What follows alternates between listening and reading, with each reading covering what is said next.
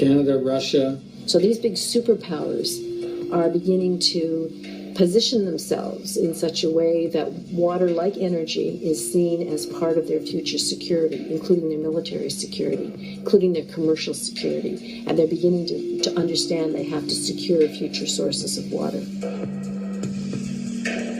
The U.S. is doing military training around the Great Lakes, and 80 mayors of towns and cities around the lakes have asked the U.S. government to suspend this, but they're not going to.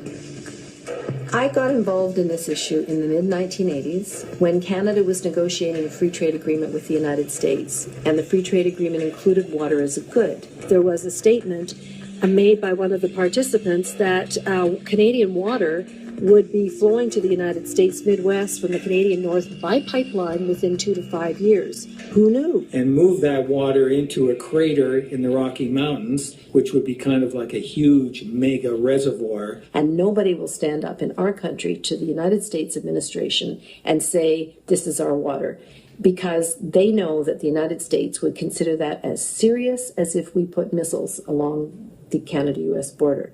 It just would not be tolerated in the U.S.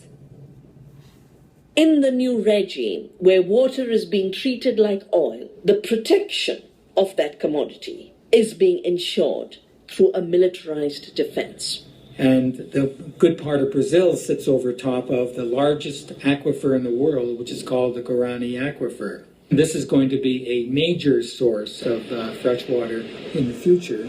Very recently, the United States has established a military base located just inside the border of Paraguay. As you know, the United States itself is running out of water. Water is becoming more and more a matter of priority in American foreign policy. Secretary of Defense Donald Rumsfeld went on a quiet mission to a number of Latin American places, including Paraguay, to try to see what kind of further advancement could be made regarding the presence of U.S. Forces in that region. Shortly after Rumsfeld's visit, something like 500 special forces were stationed at the military base there in Paraguay. Este caso, no momento agora, quando os países tomaram conhecimento, já tinha sido aprovado pelo parlamento do Paraguai.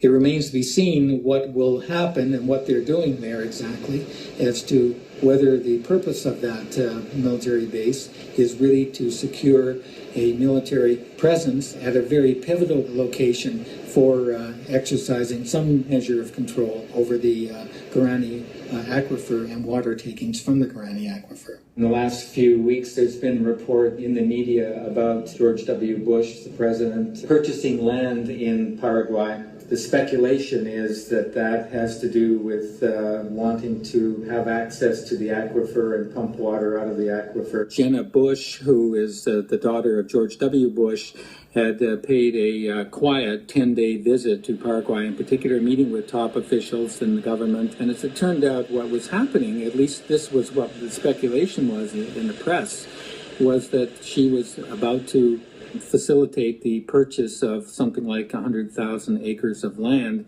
in Paraguay in her family name.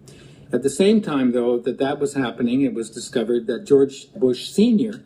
already had something like 173,000 acres of land. Was this an example of the Bush oil family now switching from black gold to blue gold, turning to water and purchasing water? Clearly after that, there were a series or a string of denials on the part of the Bush family, not directly. They did it through agencies, U.S. government agencies. Eles negam a construção da base.